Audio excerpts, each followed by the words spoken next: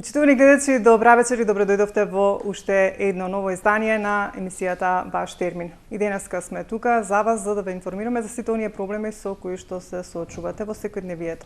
Денеска одлучивме фокус да ставиме за менталното здравје кај децата по повод вчерашното одбележување на Светскиот ден на менталното здравје. Поконкретно на тема ќе се задржиме COVID-19, време на пандемија и влијанието врз менталното здравје и развојот на децата. Се надевам дека ќе бидеме интересни со оглед на тоа дека многу малку време некако отстапуваме за проблемите со децата во Ваш термин, меѓутоа еве одлучивме денес тоа да биде токму таа тема. Одговорна моја гостинка за денешната тема е магистар Зденка Стаминова, која што е дефектолог и ни доаѓа од службата за ментално здравје при здравствениот дом Скопје. Јас секако се свртев кон тебе за да не сгрешам нешто. Ти благодарам што одвои време денес да бидеш дел од Ваш термин, да проговориме за оваа тема за која што ја најавив и многу ми е драго што сте овде. Благодарам за поканата. Добро вечер на вас и на вашите гледачи. Се надевам дека денешниот разговор ќе биде интересен за гледачите и ќе осознаат некои нови работи. Пред да започнеме, јас сум од така накусо малку да информирам во однос на на менталното здравје, а потоа ти ќе ни образложиш многу повеќе во оној разговор кој што ќе го водиме. Менталното здравје вклучува, вели вака, менталното здравје вклучува емоционална, психолошка и социјална благосостојба. Менталното здравје влијае на тоа како размислуваме, што чувствуваме и како действуваме. Исто така од менталното здравје зависи како ние се справуваме со стресот, како се однесуваме со другите и како ги правиме изборите. Менталното здравје е важно во секој период од животот, во текот на детството и адолесценцијата, вклучувајќи ја исто така и зрелоста. Постојат ефикасни стратегии за спречување на менталните нарушувања, како што е депресијата. Едно од оние ментални проблеми со кои што се соочуваме ние сите во секојдневието. Кажавме денеска ќе се задржиме поконкретно за децата, односно веќе година и половина, така практично се наоѓаме во пандемија на COVID-19, сите сме засегнати некако, меѓутоа ми се чини дека најмладата популација, децата се оние што се најранливи и секогаш најзасегнати кога станува збор за психолошките состојби. Затоа и ќе говориме денес на оваа тема и се надевам дека се тоа што ќе го слушнете ќе биде од ваша корис, уште повеќе како што кажав, се работи за најмалите, за децата. Зденка, јас би ве запрашала на почеток први да ни кажете што представува вие како дефектолог ментално здравје. Како што и сами рековте, менталното здравје подразбира емоционална, психолошка и социјална благосостојба, која во услови на пандемија секако дека сите тие три ентитети се засегнати и во такви услови на социјална изолација, на зголемен стрес, се разбира дека не само кај возрастните, туку и кај децата се нарушува менталното здравје. Се јавуваат разни состојби кај децата, пред се анксиозност, промена на перцепцијата за себе, промена на перцепцијата за околината. Сигурно и тие не остануваат имуни кога живеат нормално во семејство, во една социјална средина. Ние сме социјални битија, така да сето тоа, кога е нарушено, се одразува на децата што се во развој.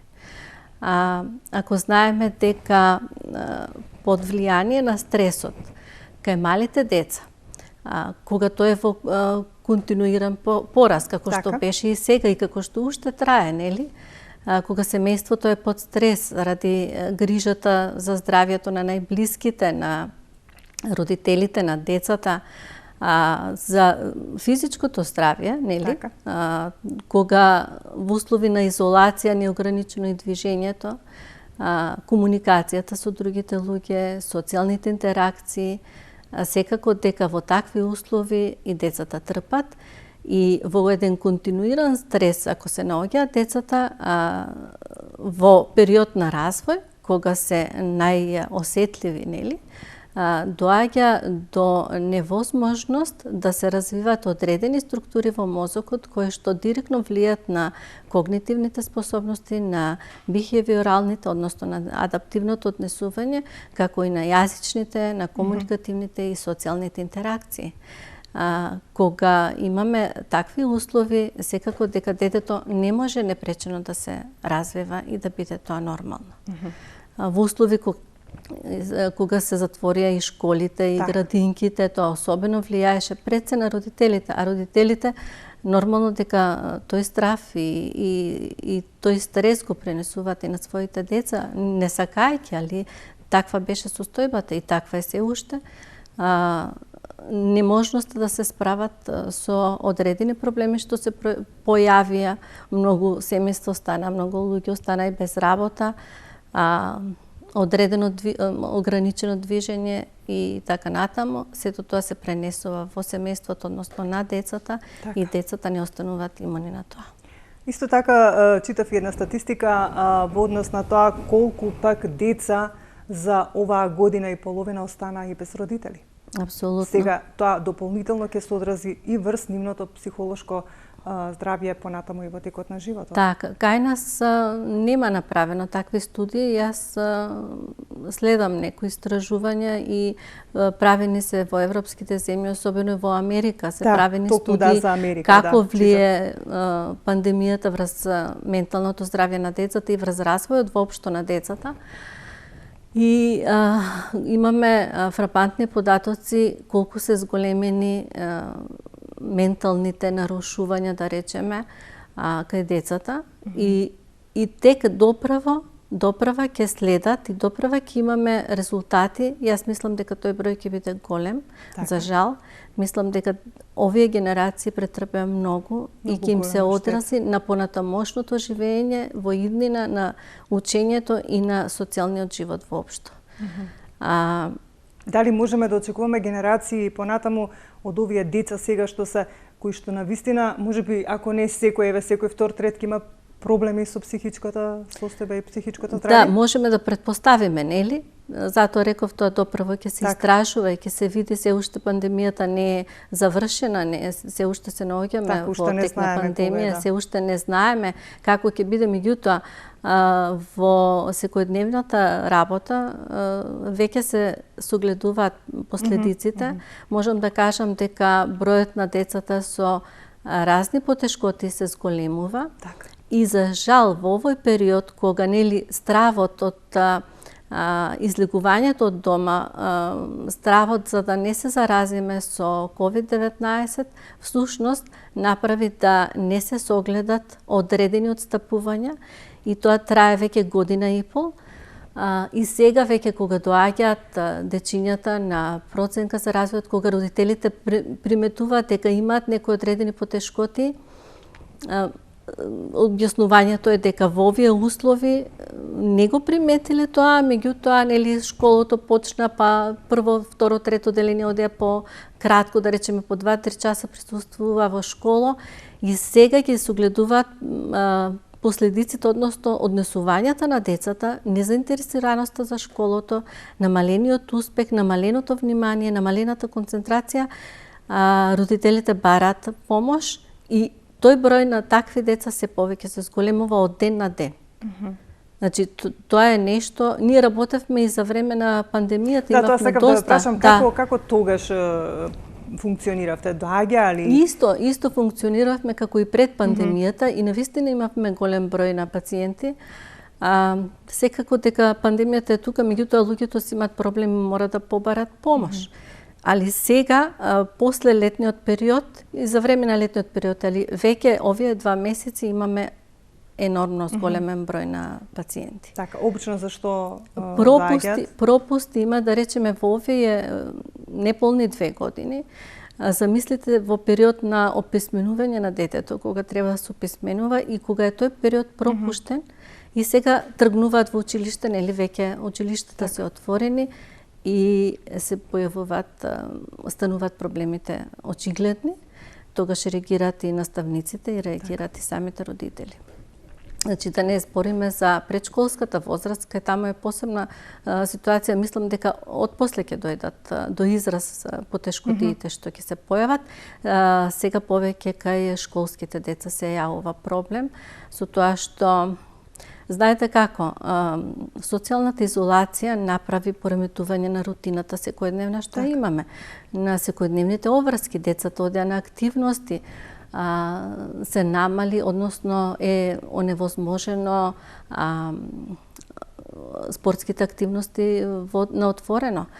Ограничено е значи движењето. Кога има ограничено движење, кога намалени се социјалните активности, кога престоите повеќе во домот, тогаш нормално престојот пред екранот се зголемува. Знаеме, ние зборувавме и во една друга емисија какво е влијанието на екраните врз развојот на децата.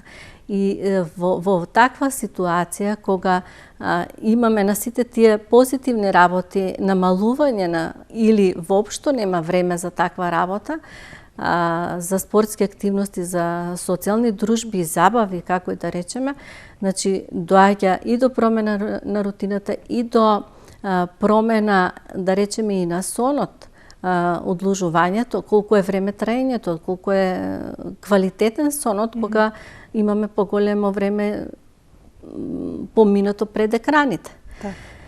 Знаеме, нели, за малите деца и за школските деца, дури колку е тоа штетно, ако не се дозира.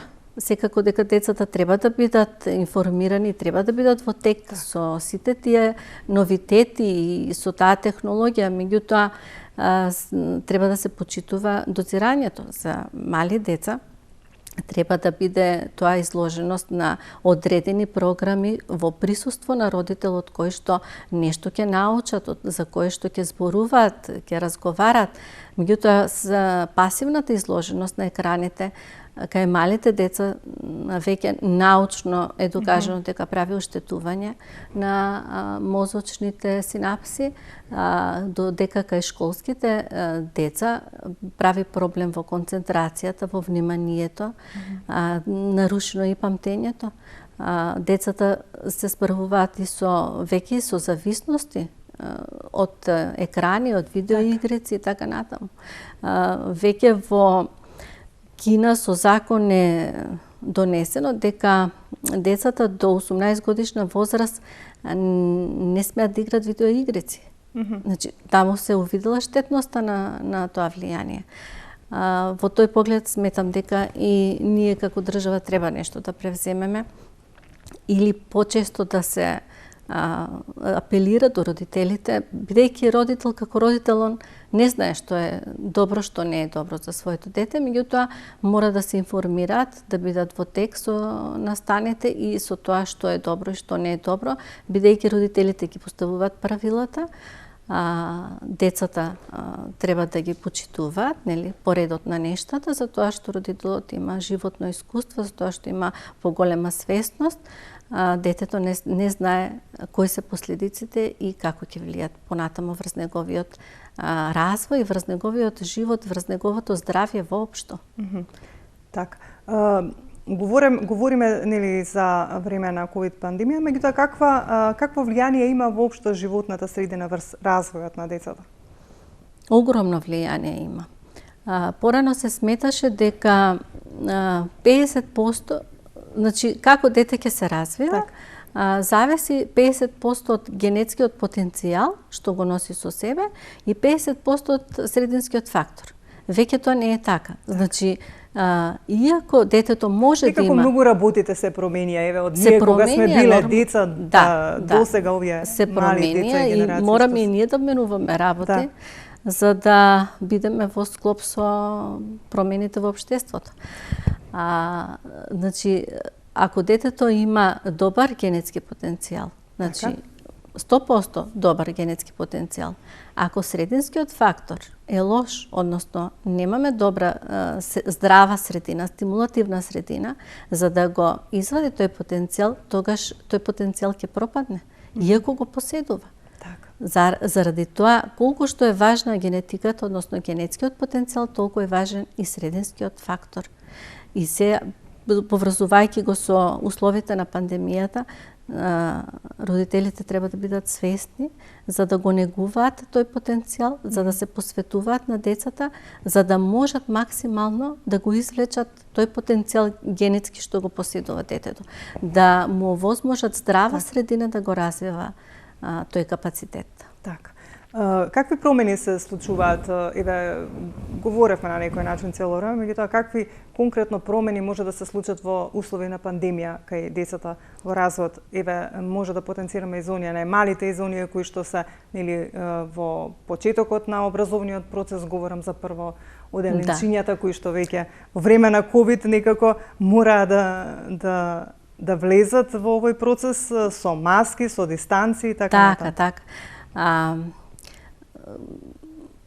Како делуваат? Значи и на малите деца, и на поголемите деца, да речеме и на предшколските. Знаете зашто прашувам, бидејќи секогаш велиме па децата се деца, брзо ги прифаќаат промените, лесно се адаптираат, меѓутоа можеби тоа така изгледа. Така изгледа затоа што не можат да ги искажат комплетно чувствата. Да. Меѓутоа, гледајќи го грчот и стресот на родителите, слушајќи ги вестите, тие се присутни дома се. И те како тоа влија и уште по-страшно е за нив, за тоа што они не знаат како да се справат со тоа.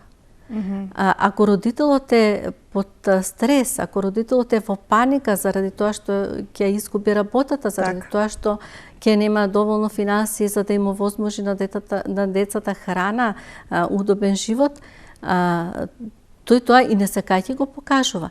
Детето тоа го чувствува, го гледа и ако тој е под стрес и детето е под стрес. Значи од тоа не можеме да избегнеме. Меѓутоа децата не знаат да го искажат тоа. Се плашат, во родителот гледат заштита. Ако родителот не може да им овозможи заштита, тогаш се оставени сами на себе. Така они чувствуваат, нели? И така да и кај малите деца, иако немаме вербално искажување на тоа што е страшното, дали се они исплашени, дали се чувствуваат непријатно и како да тоа не можеме од нив да го слушнеме, али го чувствуваат во секој случај и тие реакции ги изразуваат преку однесувањето. Значи, ако дете е незадоволно, кое со нешто нарушено неговото ментално здравје, тоа знае да го промени однесувањето. Затоа што ја променува перцепцијата за светот околу себе, за перцепцијата за себе самиот во тој свет. Значи, може да стане агресивно, може да стане и премногу емотивно, да се повлече во себе. Сите тие се работи што го сочинуваат менталното здравје. Може да има немирен сон, да се јавуваат проблеми во спиењето, во враќањето на веќе усвоени хигиенски навики да се покажуваат. Значи, има многу работи кај малите деца кои што ние треба да ги откриваме, зошто тоа се случува и врз основа на тоа да се превземат мерки, да се заштити детето, да се едуцира семејството, односно родителите, како да му помогнат заедно со стручни лица, како да му овозможат да излезе од таквата состојба. Анксиозноста се јавува кај децата, депресијата, кај возрастните знаат дека се работи за тоа, знаат дека така се чувствуваат, сето тоа го искажуваат, ама детето тоа не може да го искаже.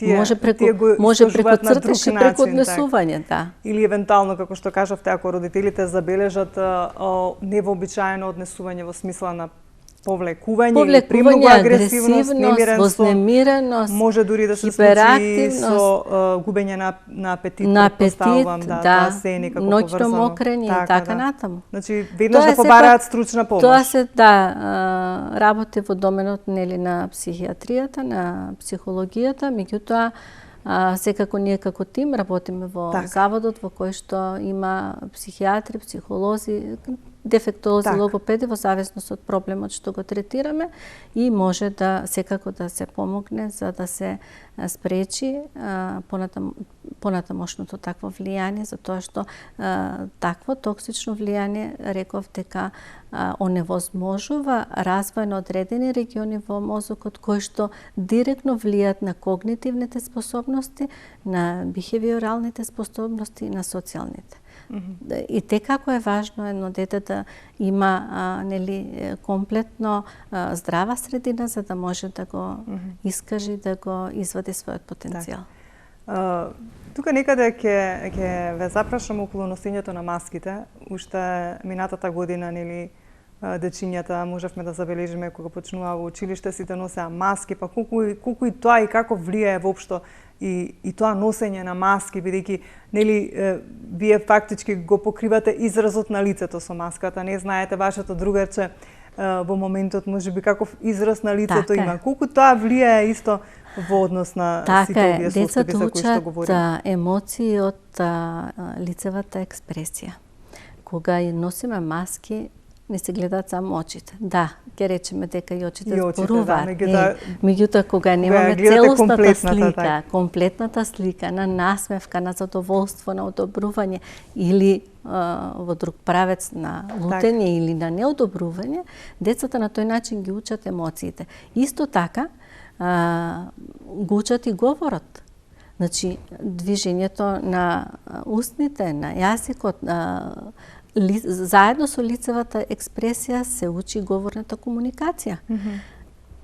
За жал, во овој период децата се оневозможени на тој начин да учат и тоа многу значи, особено во, еве ќе речам како дефектолог, во третманите, во едукативните, во логопедските третмани, дефектолошките, нели?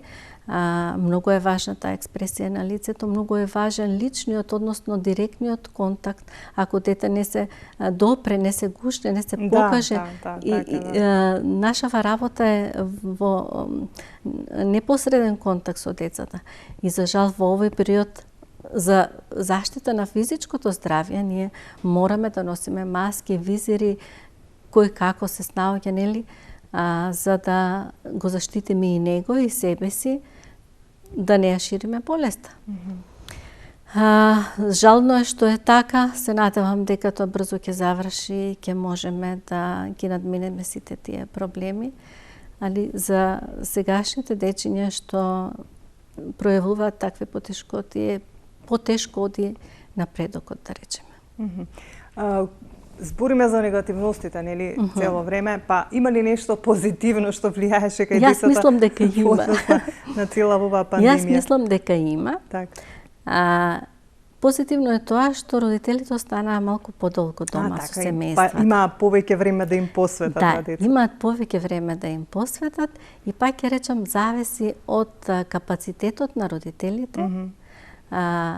Дали квалитетно може да им се посветат на децата.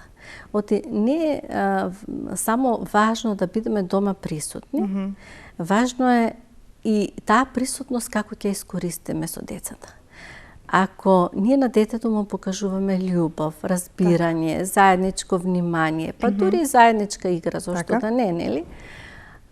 Детето се чувства сигурно, полетно, полесно учи, подобро му е кога мама и тато се со него.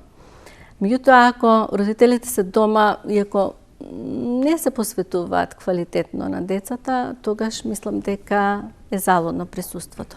Во секој случај гледам и повеќе на позитивната страна, тоа што и самите ги, да речеме, ги запознаат децата. Од ова време турбулентно, во трка, нели, со работа, со овозможување на средства за живот нормално, семејството, мислам дека претрпе многу промени, за разлика од поранешното традиционално семејство, нели? Сега веќе децата се помалку време со родителите, повеќе се со негователи, со градинките, односно воспитувачките, наставничките и така натаму. Оврските понатаму се носат на различни активности. Сето тоа ги оддалечува од родителите и ова беше ситуација кога можат да се запознаат и тие со децата и децата со нивните родители. Дури и да увидат некои промени кај децата, дури да увидат некои потешкоти, значи тоа добро дека можат да алармират и да побарат помош. Особено кај малите деца, кај бебињата да речеме. Мислам дека на нив им беше добре дојдено тоа што родителите се дома, за тоа што тие повеќе мислам, им е потребно присуството на родителот, а негата лично од родителот, не од некој друг, заради тоа што во таквите моменти на нега, на хранење, на сите тие работи кога родителот го прави тоа, се подобрува атачментот со родителот, односно емоционалниот контакт. Колку е подобар емоционалниот контакт со детето, толку детето се чувствува посигурно. Кога е посигурно детево, има повеќе капацитет за да може да учи и да напредува. Да.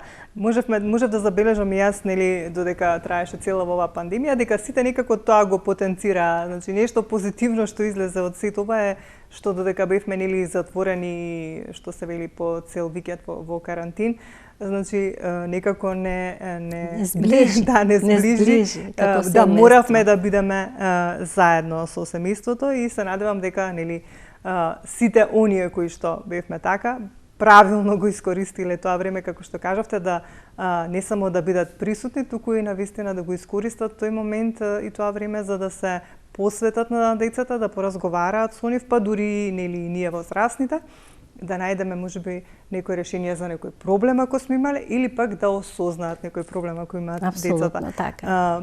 Ме интересира додека говориме вака, често пати нели кога разговараме на теми нешто така случајно ќе ми текне, колку овие сега ајде да малку да ги, како да кажам, кај повозрастниве малку да чепнеме, овие адолесценти сега што се нели тие се некако во најкритична како да кажам возраст. Некоја состојба и возраст каде што треба навистина многу да се обрне внимание. Колку треба сега родителите да внимаваат на овие деца кои што се во пубертет, обично нели тогаш во таа возраст се прибегнува кон некои пороци и така натаму. Колку треба родителите сега нели во време на оваа пандемија и влијанието врз нивното психолошко здравје да повнимаваат малку повеќе на децата во смисла и да го согледаат нивното однесување и па иако може да знаат каде тоа се движат нивните деца, што прават, малку повеќе да се заинтересираат. Колку е тоа важно за да навреме осознаат некој проблем, така. Периодот на адолесценција и на пубертет сам по себе е вулнерабилен. Так. Осетлив. Затоа пред малку зборувавме нели за сите возрасти потребите на децата се различни. На бебињата се едни, на предшколските други, на школските трети. За адолесцентите баш во тој период кога и биолошки организмот нели се формира и кога имаме наплив на хормони, тој е особено чувствителен период во кој што говорам уште повеќе во ова време кое што беше.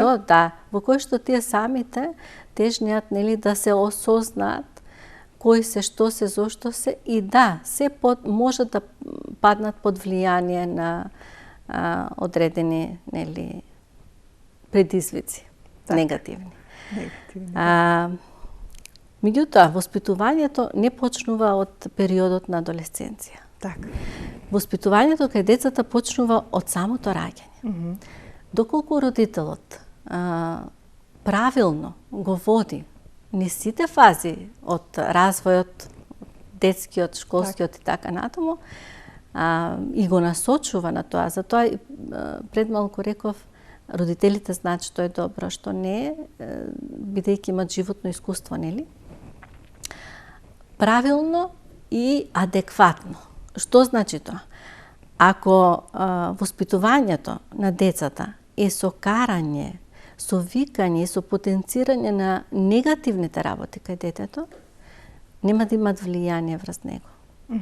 Меѓутоа, ако тоа е со љубов, со постојани разговори, од мали носе, пак ќе речем, децата учат од родителите. Какво дете ќе одгледаме? Зависи од ставот и од однесувањето на родителот. Врз основа на тие ставови ќе се развие детето. И однесувањето на детето е резултат на тоа каков став родителски има родителот и каков правец ќе му даде во животот. Така. Семејството е темел на сите врски понатаму детето што ќе ги направи во животот. Затоа велам, воспитувањето не почнува од адолесценцијата, почнува од самиот почеток. Овој период на епидемија и кај нас и секаде во светот, мислам дека и нив посебно ги погоди, баш заради тоа што на нив сега им е најмногу потребна таа социјална интеракција. Така. Таа дружба, активности, сакат да изгледат убаво, треба да вежбат, одат на спортски активности, се дружат, излегуваат и така, симпатии и така натаму, значи сето тоа на нив им се ускрати. Така, да. И се некако И за жал, сето така. тоа они го направија преку социјалните мрежи. Пак ќе речам, прекумерното изложување и на социјалните мрежи и за нив е и текако ризично, затоа што кога немаме социјална интеракција конкретна, односно во живо, да речем, тогаш има друга слика се прави. Гледањето на екраните, пишувањето и комуникацијата со другарите, кога е во пишена форма, друго звучи. Друго звучи отколку кога е тета. Кога комуницирате во живо со секого, тоа е прочем за се така, а посебно за нив е многу важно. Какви мерки треба да се преземат во вакви услови за децата? Мерки да се преземат секако здравствени, нели, Министерството за здравство се превзема мерки за заштита, за физичкото здравје. Меѓутоа, јас сметам дека е потребна едукација на родителите. Потребата од едукација, не само во услови на COVID, во услови на епидемија, потребата на едукација на родителите е огромна. Во мојата секојдневна работа, верувате, повеќе работам со родителите отколку со децата, затоа што на родителите им треба помош. Родителството е многу сериозна функција и најтешка задача за секој човек.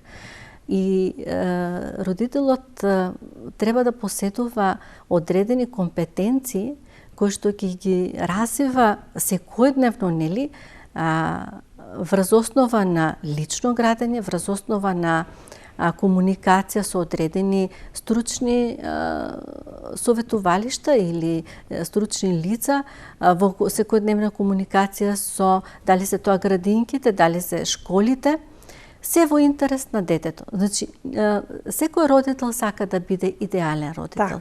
Ниеден родител несвесно, мислам свесно, не му наштетува на детето. Нема таков родител. Меѓутоа сепак треба родителите секогаш да се преиспитуваат, да не сметаат дека јас сум супер се однесувам. Секогаш да се преиспитуваат, секојдневно да се градат себе си. Треба, за да поседуваат такви компетенции, сигурно треба да се усовршуваат врз основа на информирање, на прашување, на советување, на контакти таму кај што му е детето, каде, како и прифаќање на тоа. Често се среќаваме со проблемот учителката е крива.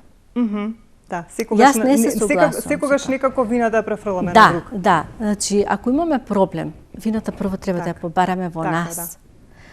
Ние сме, што можеме ние како родители да направиме? Родителите сме првото јадро од кој што почнуваат сите работи. Ако ние дома не воспоставиме хармонија, не воспоставиме добри односи со детето, не му овозможиме услови за непречен развој, не може тоа да го направат градинките. Они второстепено ќе го направат, меѓутоа пак со наша помош, во соработка со родителите. Не можат они сами тоа да го направат. И затоа сметам дека за да биде човек квалитетен родител, потребно е голема посветеност, информираност, прифаќање на нештата такви какви што се, значи да погледнеме на вистината, да ги уочиме проблемите и да се зафатиме за решавање. Така да. Ништо не е страшно, ние децата ги сакаме, наши се децата такви какви што се. Меѓутоа за негово добро да му овозможиме подобар развој, да му овозможиме подобро однесување и градење на себе како личност во иднина. Ние треба да му помогнеме, пак заедно со тие структури што се околу него. дали е градинката, дали е школото, секако дека треба да имаме соработка. Еден без друг не можеме. Значи, сепак еден заклучок дека најважните, како да кажам, фактори за добро психичко здравје кај децата се на прво место родителите. На прво место родителите. Колку е добро во, еве да кажам, во некоја адолесцентна возраст да бидат родителите, как пред секако, како да кажам, да чувствуваат некоја близина со своите деца, да се стават дури во улога на другари со нив пред се, па нели потоа и родители. Колку е тоа добро за да може да се осознаат сите проблеми со кои што се соочуваат децата? Да, пак ќе речам дека другари не можеме да станеме одеднаш, другари стануваме од сам почеток. Затоа што понекогаш не е добро да се биде толку близок со децата. Довербата што ќе ја стекнеме зависи од нас, како ние ќе се поставиме. Затоа реков, не одма со критички однос кон децата. Значи, тактички, да покажеме разбирање. Дури кога му е тешко и кога направил грешка, да покажеме разбирање и да бараме начин како да го решиме проблемот. Ако детето има доверба во нас, тоа значи дека секој таа близина ќе ја имаме, што ја кажувате. Значи, таа близина ќе ја имаме, детето ќе може да ни се отвори и на тој начин ќе можеме да му помогнеме. Колку е близината поголема со родителите, толку имаме ние можност да делуваме на детето. Тоа е добро. Добро, апсолутно дека е добро, за да ве смета детето близок, за да може да ви се отвори и кога ќе сгреши, и кога ќе има проблем, се разбира дека родителот е тој што најмногу може да му помогне. Сите други можат да му свртат грб или да се исмеваат на него, само родителот ќе засука ракави да му помогне. Секогаш е тој што ќе биде присутен за да го реши проблемот. Баш заради тоа, за да не чекаме да дојде периодот на адолесценција, кога е потешко да воспоставиме комуникација со децата, затоа што во тој период они се по своји глави, да речам, мислат дека повеќе знаат и дека, нели? Што е нормално и ние сме биле така. Секоја возраст си носи и своји позитивни и негативни страни, али за да не дојде до тој момент, во тој период да не отфрлат децата, затоа од почеток треба да имаме добра комуникација, да бидеме пример за нашите деца и во однесувањето и во нашето функционирање. Децата не слушат тоа што им зборуваме, не гледат нас што правиме. Ние сме пример и за однесување, и зборување и за се во животот. Ако ние сме постојано со мобилните во рака, малото дете од кај ќе научи да го зема мобилниот од нас? Значи, од такви банални работи, многу значајни за понатаму, нели? Почнуваме и за се друго е така. Имаме уште многу малку време, меѓутоа бидејќи ги споменавте малите деца и мобилните телефони, само уште едно прашање би сакала да ви поставам и тука некако ќе заокружиме разговорот, бидејќи некако ми се чини дека малите деца кога станува збор за говорот, а вие сте нели дефектолог, се почесто се случува тоа да говорот се јавува подоцна. Нели обично треба до 3-та година да почнат да говорат. На една година децата ги имаат основните зборови со значење. Дали сакам да ве прашам, ова што се случува веќе, говоревме во едно издание, нели кога ми бевте соговорник, дека влијанието на технологијата многу го нарушува развојот на говорот кај децата. Колку ова навистина во пракса кај вас можете да забележите дека го нарушува подоцнежниот развој на говорот кај децата? За жал, многу деца имаме со потешкоти кои што се пројавиле како резултат на седењето пред екраните. Не само на говорот, и на општото здравје и на целокупното психомоторно и сознано функционирање. Затоа, кога дете седи пред екран, тука имаме пасивност, нема движење. Кога нема движење, немаме развој на моторика. Ако знаеме дека на едно дете од 1 до 5 години му се потребни, замислите, 180 минути, односно 3 часа движење во текот на денот, како тоа дете, кога е цел ден пред екран, ќе може да ги развива тие моторни структури кои директно влијаат на сознаните структури. Ако дете не се движи, нема осознавање. Осознавањето е преку движењето. Во последно време За жал морам да кажам дека имаме доста деца со аутистична слика на однесување, што јас, моje лично мислење тоа, дека половина од нив ќе речам диагноза екраноманија, бидејќи не се сите аутистични, меѓутоа имат слично однесување на аутистичните деца. Тоа ми беше и поентата, некако се чувствува со зависност од екрани и се прави пред екрани. Ако хранењето, тоа постојано со моите родители го зборам. Хранење, течности пиње, така натаму, за се има одредена граница. Каква храна ќе јаде пасирани, така натаму. Јадење пред екран, апсолутно непотребно. Во време на конзумирање на храна работат многу сетила на детскиот организам. Вид, мирис, вкус, допир, нели, тактилно, сите тие сензори се развиваат. Ако тоа јаде пред екран, нема свесност за храната. Имаме веќе метаболички промени, децата одбиваат храна. Најлесно им е на родителите да ги нахранат. Па на хранењето не самостојно, туку родителот го прави до 4-та, до 5-та. Денеска имав една мајка, 7 години, рече детето, срам ми е да ви кажам до кога. Значи, навистина имаме толку грешки на воспитен план што не мора да се случат. Ајде, ова нека ни биде повод пак да направиме една ваква емисија само за овој проблем, бидејќи на вистина сметам дека е многу застапен. Има потреба родителите. Пак ќе речам, ниеден родител свесно не прави грешка на своето дете, меѓутоа му треба едукација, му треба советување, му треба постојано апелирање зошто тие работи не се прават, како се прават, до кога се прават и така натаму. Како за крај само еден апел до сите родители кои што не следат и имаат мали деца во развој, ако забележат какви невообичаени работи кај своето дете, веднаш да побараат стручна помош, без разлика дали станува збор за дефектолог, логопед, психолог ако забележат и така натаму. Проблеми, односно промени во однесувањето, ако забележат повлекување на децата, нема невербална комуникација. Дете дури кога е мало, невербално комуницира, ако нема говор, меѓутоа со гестови, со поглед, со очи комуницира. Ако забележат одсутност, ако забележат стереотипно однесување, повторувачки активности, кастење на говорот, значи на една година дете треба да ги има основните зборови, мамо, тато, дај, ајде, чао, такви работи.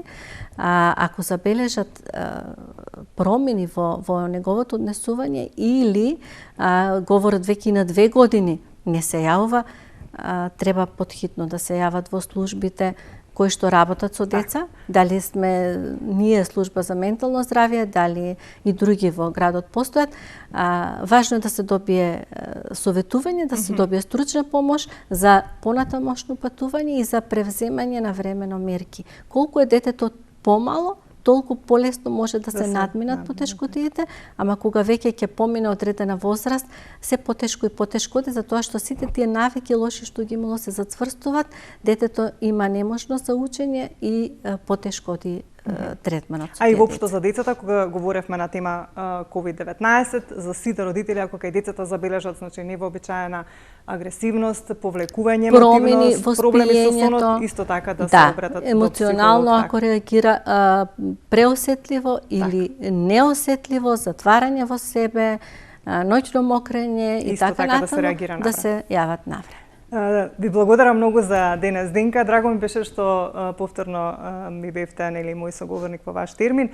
Еве, кажав, ќе останеме должни на нашите гледачи да обработиме оваа тема која што се однесува токму на најмалите и се надевам дека ќе го реализираме и тоа. Секако во секое време ви стојам на располагање, сакам да помогнам на што поголем број на родители да не направат грешки од несвесно, нели, да не го нарушат развојот на нивното дете, за да може секој дете да се искористи, да си го искористи својот генетски потенцијал во здрава и стимулативна средина. Затоа и ги правиме овие емисии. Ви благодарам уште еднаш. Ви благодарам и на вас. Почитувани гледачи, тука ќе ве поздравам за денес. Ви благодарам на вниманието.